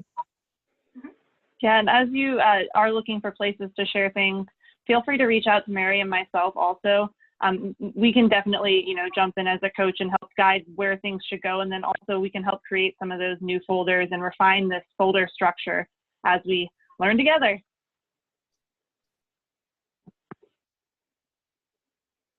Great. Anything else on that? Okay. So move to the next slide. So we have developed your recruitment plan. If I know many people have been in process with that or have actually already submitted. Part of this was supposed to help you in refining that. If you do have any follow-up questions, you can email, discuss that with your coach if that call is coming up soon. If not, I know that we are looking to start doing data collection by March 1st, and in the process of doing piloting of the KETA system, you could start working out some of your recruitment plan. That's really a great place to pilot what you're planning to do to try to get people in, to consent them. You can start working out all that when we get to when we get there, which is going to be the 1st to the 15th. So, and then by March 1st, we're looking for the data collection. So all on this way, any questions you have, you may not have gotten all your questions answered today because it's hard to do it for everyone because everyone's so individualized, but we can certainly respond to anything you need. If you know you've got a burning question, if you got it right now, you can shoot us an email if you know it's just for you that you need the answer. Go ahead, Meg. Yeah. Thank you. I just wanted to make one point that I think we talked about earlier in the webinar, but that was an hour and 45 minutes ago. It may seem like forever. In March 1st is not a deadline to begin baseline data collection. It's when the window opens. So don't get stressed thinking we've got to have everything in place for March 1st or we'll be behind. I just wanted to clarify that. Yeah, thank you. I don't mean to stress anyone out by that. I just was giving a sense of how we're moving forward. So thank you. So as we're going through this process, again, we're continuing to prepare for baseline data collection, considering all the elements we've been talking about today and anything else that may come up for you. And if you do need anything at point of need, as it comes up, we're trying to look at helping make sure you know of all the available ways to do that and what might make the most sense to you. We did ask and for your feedback on that. So expert consultation, we can certainly try to connect you to a member of the National Advisory Committee or just the proper expert. We really are looking to do that at point of need for every individual team as we're looking at tailoring what you're learning as for each group. And we're on topics of shared interest. We're doing group coaching. We're going to be scheduling a call for people that are interested in EPIC. There were at least 3 teams that were distinctly interested in being able to have conversation about using the EPIC system and how they would do that within the context of this project. We can also make sure that if there's other state teams already, some state teams have wanted to talk to other state teams around particular elements of their projects, so we're connecting you directly. And then Meg's open office hours are coming up every month. There are first Tuesday of the month from 4 to 5 Eastern time, right? Am I right? And next will be APMs, and that was a request. And then we're also going to be discussing further thank you. Great. Yes. So, and then you'll have box for cross sharing, and we're also using the e-newsletter as a vehicle for being able to cross share with you and among you. So if there are things that you'd like to either know about and you want to put a shout out to collect, we can do that through the e-newsletter, and we can also post things that you're finding and that you think are important to share and highlight, and we're highlighting those also. We have a master events calendar that we're going to post and send up as a follow-up to this webinar. So you'll have the 2019 events calendar ready for action and available to you. So thank you for everyone for your patience and your help in solidifying that by voting on the dates that work best for you. And then we also had the focus group working group. We're going to be requesting a representative from each state team. What would you say the timeline for that is, Meg, if you, as a... I would say the timeline for that is we want to have the group organized and actively working by the second week in March.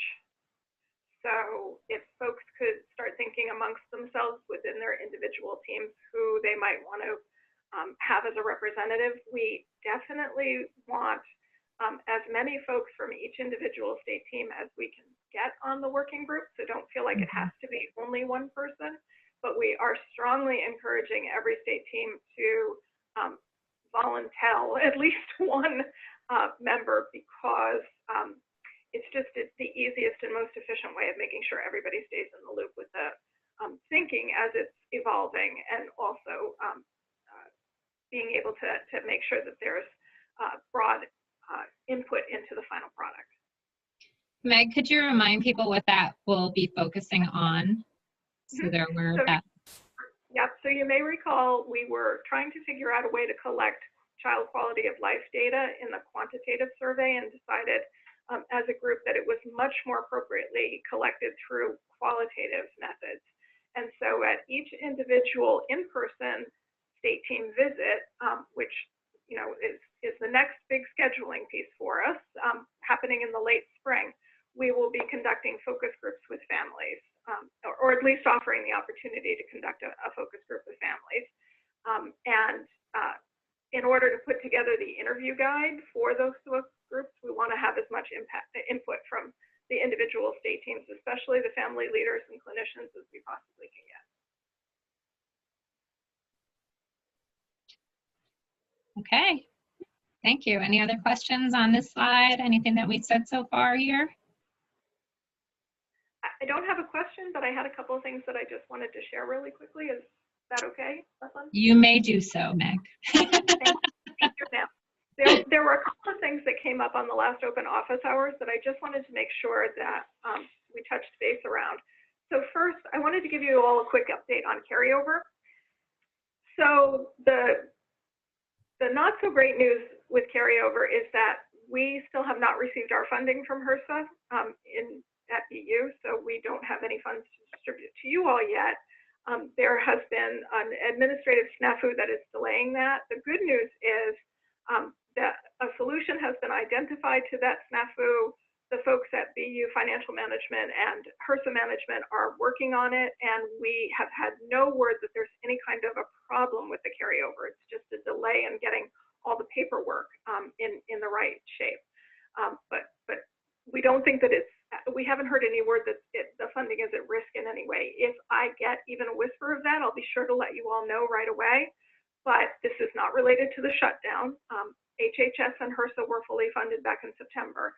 So you don't have to be concerned about that. As soon as we receive the check, we will be sure to let you all know that your check will be on its way. So that's just a quick update when it comes to carryover. I know everybody is really looking for their funds. We are too. Hang in there just a little while longer with us, and we'll keep you posted.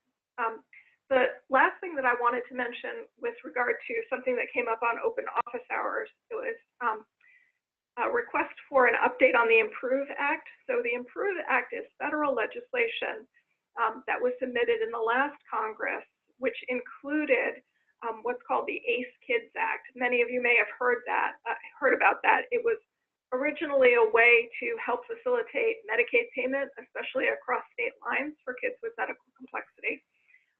It evolved in some ways into a mechanism to utilize the Section 2703 health homes option for states to provide enhanced Medicaid funding for care coordination for children with medical complexity. So that's where the ACE Kids Act was at. It was folded into the IMPROVE Act, which had other things related to Medicaid funding. It was passed by the House back in December of last year, but unfortunately, it wasn't voted on by the Senate before that Congress closed. So I haven't heard to date that it has been resubmitted in this Congress. It feels like they've had other things on their minds recently, but we'll keep you posted with anything that we hear with regard to the IMPROVE Act. The final comment that I want to make about that is just the Children's Hospital Association keeps a website with advocacy and legislative information on it, and they post regularly updates about both ACE Kids and Improve. So if you're looking for more in-depth information than I'm able to give you now on the webinar, I would suggest that you visit the Children's Hospital Association website. You can see the actual bill there, et cetera, et cetera. That's everything from me. So next open office hours is on February the 5th from 4 to 5 Eastern Time, as Bethlehem mentioned. And I will look forward to talking with you all about APMs and also evaluation then, and any other things that come up that you all want to talk about. Meg, if you go to the next slide, it does show the upcoming, I believe it's on the next slide. Yeah, so you can see, dun, dun, dun. So we have here the dates for the open office hours. We've been discussing our updated KETA timeline. For everyone to be aware, I've, because of where the dates fall for the last Friday of the month, we are moving the state team monthly update due date to March 1st, because that's closer to the end of the month than the week before. So everyone has until March 1st to be able to provide their update. And I will send you a reminder once that is open and available for you to be able to enter data.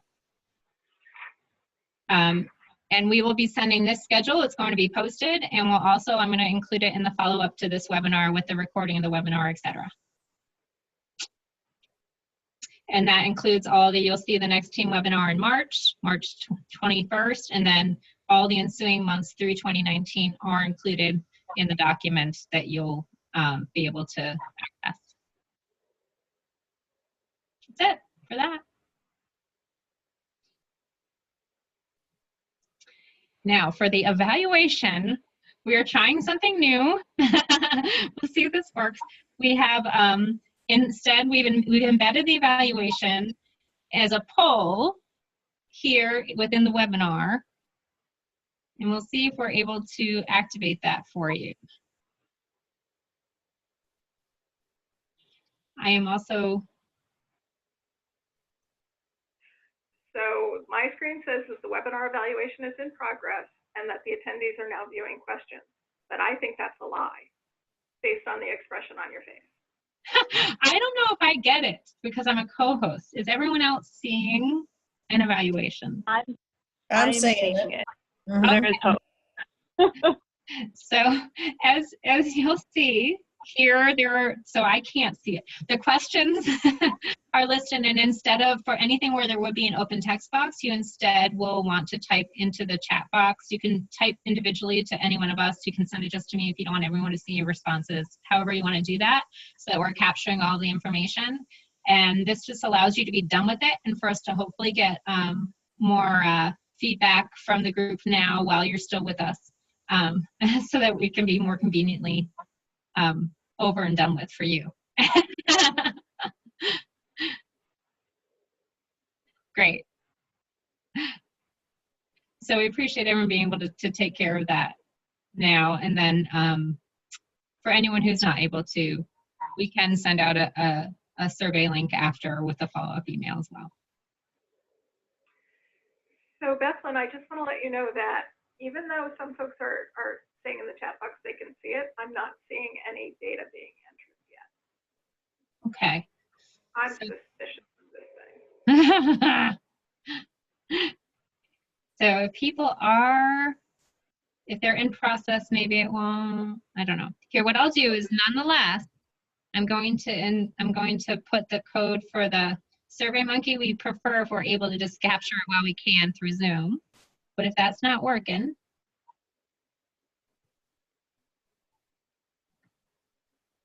then we really want this information to have continuous quality improvement in the webinar. So we do really want to try to capture this information. So if you all wouldn't mind going to the SurveyMonkey before you move to your next activity, that would really be helpful to us.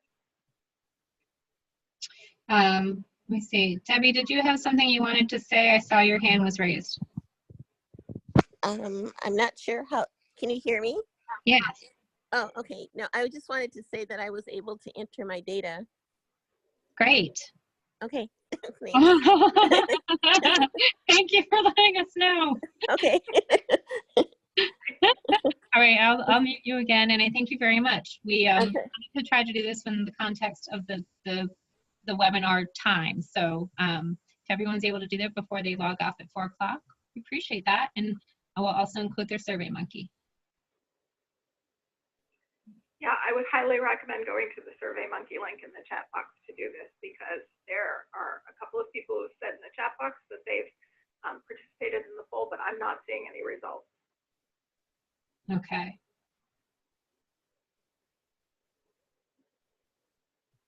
So it looks like our attempt at trying to use the poll here may not have worked. Zoom. Which is so funny because we use the poll all the time in Zoom. I would say, do you always see the results right away, or maybe it's something she'll get later? No, you usually see the results in real time so that you know how many folks, the percentage of folks responded. Yeah. Thank you, Paula. I see you guys entered your response. We may ask. Well, here you go. I see something. Yeah, see where it says 0? All right. Well, I have responses for number 1. Do you? I'm seeing. Yeah, I'm seeing responses for all of them. Oh, weird. Okay. All right. I don't know why I'm not seeing anything. Maybe you just scroll down a little bit more. Nope, it's showing all zeros on mine. Oh yeah, no, I definitely see answers. Well, that's great. That's great. Yeah. So keep on keeping on if you're deciding to do it that way. All right. People can keep going if they're. See what happens. And thank you for everyone for being a part. We know people are logging off now. Appreciate it. Yeah. Thank you all so much. Thank you, guys. We'll keep it Thank open for a you. few minutes so you can complete the poll if you're working on that. Yeah, thank you.